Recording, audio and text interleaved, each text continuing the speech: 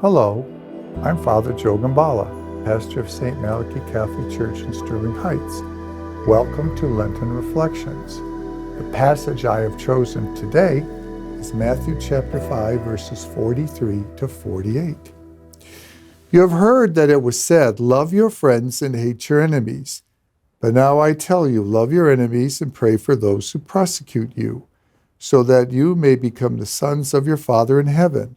For he makes his sun shine on the bad and on the good alike, and gives rain to those who do good and to those who do evil. Why should God reward you if you love only the people who love you? Even the tax collectors do that. And if you speak only to your friends and have done anything out of the ordinary, even the pagans do that. You must be perfect, just as your Father in heaven is perfect. Back in the mid-'80s, I want to say 85, 86, I spent a year as a seminarian at Christ the King in Detroit with Father Vic Clore, who I believe is still there as the pastor so many years later.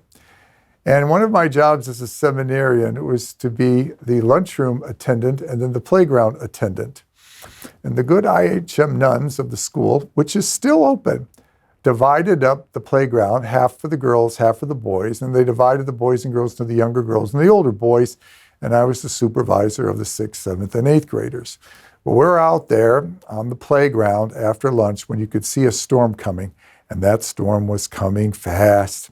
So the nuns blew the whistle and started lining everybody up to march everybody in, and of course they began with the youngest girls, then the oldest girls, then the youngest boys. And by the time our group got moving toward the door, the heavens had opened and the rains came down, and we were getting soaked. And I looked down to one of the kids and I said, well, God causes the rain to fall on the just and the unjust. And that kid looked at me and said, yeah, well, I'm the just.